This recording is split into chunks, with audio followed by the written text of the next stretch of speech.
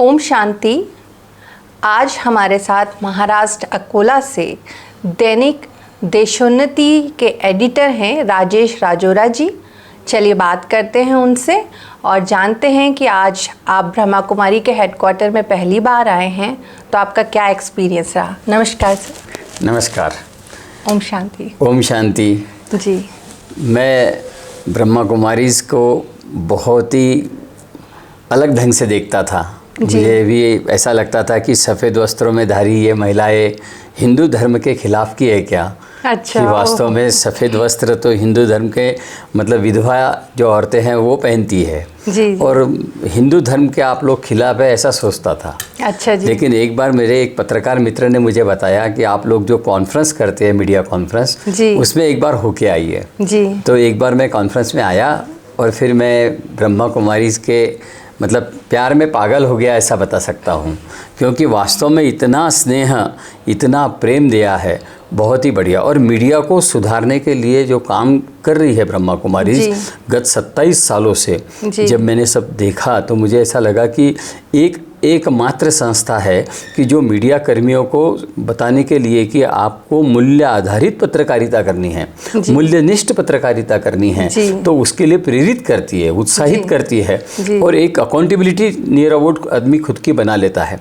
मैं जब आया तो मैंने सोचा कि हम भी क्या कर सकते हैं, तो मैंने भी एक मूल्य के हिसाब से ही बात की कि मेरे एडिशन में मतलब दैनिक देशोन्नति का बुल्ढाना जिला संस्करण निकलता है, वो संस्करण जो निकलता है उसका मैं एडिटर हूँ। तो उस संस्करण में फ्रंट पेज पे मैंने कोई भी क्राइम की न्यूज़ और कोई भी एक्सीडेंटल न्यूज़ लेना बंद कर दिया।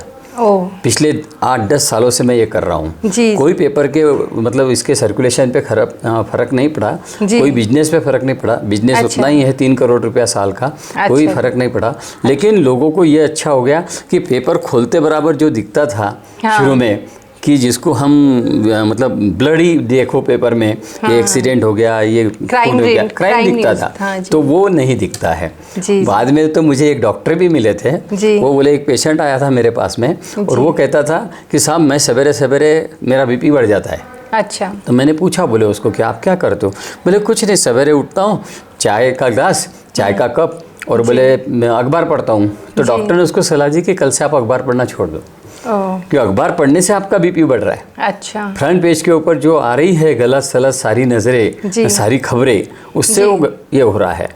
तो कहने का मतलब ये है कि मूल्यनिष्ठ पत्रकारिता, कंटेंट आपके मतलब जो कंज्यूम करते हैं सुबह सुबह, वो बहुत मैटर करता है, आपके माइंड पे बहुत ज़्यादा उसका असर होता है जी। और ब्रह्मा कुमारी मूल्य के रक्षण करने हेतु पत्रकारिता कैसी किया जाना चाहिए, यह यहाँ पर सीखने को मिलता है और ये बहुत बड़ी बात है। इसलिए मैं ब्रह्मा कुमारी को पत्रकारिता में जो योगदान है उसके लिए ब्रह्मा कुमारी के आभार मानता हूँ जी। ये तो बहुत अच्छा आपने हमें बताया कि जो हम ये कॉन्फ्रेंस करते हैं उसका आप पे इतना फ़र्क पड़ा और आपने अपना फ्रंट पेज देशोन्नति का चेंज कर दिया और उस पर रेगुलरली आप स्पिरिचुअल कंटेंट देते हैं और उससे आपके टर्नओवर में भी कोई फ़र्क नहीं पड़ा या व्यूवर्स में भी कोई फ़र्क नहीं पड़ा।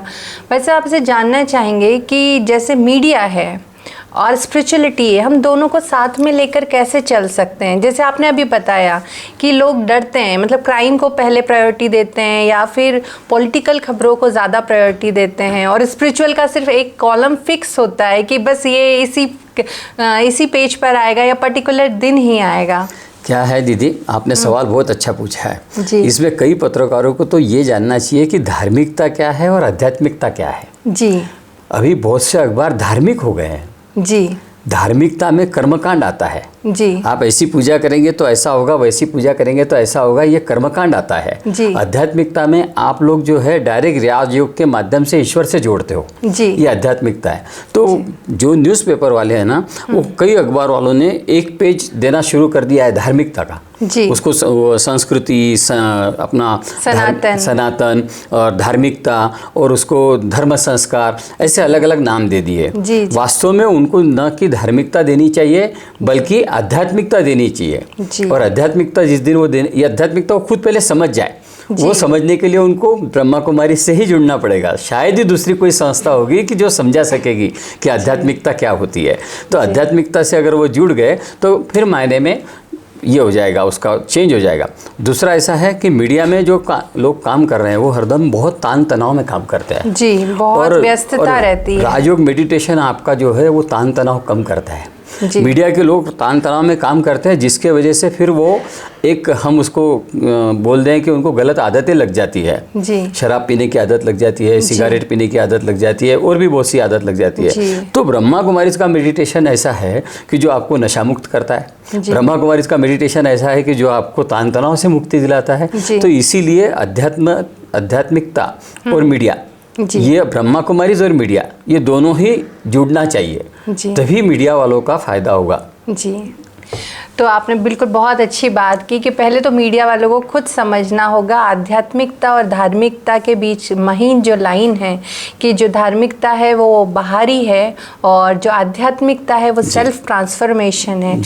तो भाई जी, हम आपसे जानना चाहेंगे कि आप इस एटमॉस्फेयर में एक ऐसी चीज़, वैसे तो बहुत सारी प्राप्तियां होती हैं आध्यात्मिकता, एक ऐसी चीज़ जो हर किसी को यहाँ आके एक्सपीरियंस करना चाहिए, वो है सकारात्मकता जी। यहाँ आके अगर वो एक्सपीरियंस कर सकते हैं तो सकारात्मकता करते हैं। और दूसरी बात होती है यहाँ आने के बाद में जो सुकून मिलता है तो वो होता है शांति से संबंधित। यहाँ शांति मिलती है, उसका सुकून मिलता है, और सकारात्मकता मिलती है कि यहाँ से सकारात्मकता ही आप अगर अपनाएंगे ज़िंदगी में तो ही आपको सुकून मिलेगा, आपको शांति मिलेगी। तो शांति के लिए तो यहीं से आपको प्रेरणा मिलती है, ऊर्जा मिलती है, उत्साह मिलता है जी। एक छोटा सा मैसेज आप यूथ के लिए दीजिए, क्योंकि हमारे यूथ को किस तरीके से आज के जो हमारा भारतीय संस्कृति है, अध्यात्म है, उससे जुड़ना चाहिए। यूथ का ऐसा हो चुका है कि अब यूथ पढ़ता ही नहीं है, ऐसा बोला जाता है जी। जो नए अखबार है उसके नए वाचक बनते नहीं हैं। सारा यूथ सोशल मीडिया पे है, और यूथ को जो है अभी वो भ्रामकता में ज़्यादा जी रहे हैं जी। वो आभासी जिसको बोलते हैं वर्चुअल भटकाव है। तो उनको इस बात को ध्यान रखना पड़ेगा कि वास्तव में सत्य क्या है। सत्य जो है वो बदलता ही नहीं है। सत्य कल भी सूरज निकल रहा था, आज भी निकल रहा है और कल भी निकलेगा। तो सत्य ही माफिक होता है। तो वो सत्य से जितना नज़दीक जाएंगे, जितना सोशल मीडिया से दूर जाएंगे और जितना सत्य के नज़दीक जाएंगे, उतना ही वो सच बातों से जुड़ेंगे। तो उनका धार्मिकता से जुड़ना होगा, आध्यात्मिकता से जुड़ना होगा। सॉरी, धार्मिकता, वापस मेरे शब्द गलत आ गए, आध्यात्मिकता से जुड़ना होगा। और आध्यात्मिकता से जुड़ेंगे तो उनकी एकाग्रता बढ़ेगी, उनकी तान तनाव कम होगा, उनकी पढ़ाई बहुत अच्छे से होगी, उनको लाइफ में किसके साथ में बोलते वक्त ऐसे चिल्ला पुकारा करने की, बोलने की आवश्यकता नहीं है। यहाँ कुछ दीदिया को जब हम देखते हैं तो जब वो बात करते हैं तो उनके दांत भी नहीं दिखते, इतने मीठी और इतनी अच्छी बात होती है। तो ये सारी बातों को अनुभव करना होगा, और जब तक आप अनुभव नहीं करेंगे तब तक कि आप उसको अपनाएंगे नहीं। पहले अनुभव कीजिए, फिर अपनाइए, और फिर अपना जीवन संवार लीजिए। हाँ, जिस तरह आपने सुनी सुनाई बात कही थी कि ब्रह्मा कुमारी हिंदुओं के अगेंस्ट है या इनका और कोई धर्म है, लेकिन जब आप आए, आप हमसे जुड़े और आपने एक्सपीरियंस किया, तो आपका बहुत बहुत धन्यवाद भाई साहब, आपने ये अमूल्य समय हमें दिया। जी जी, ओम शांति। आपका भी धन्यवाद। ओम शांति।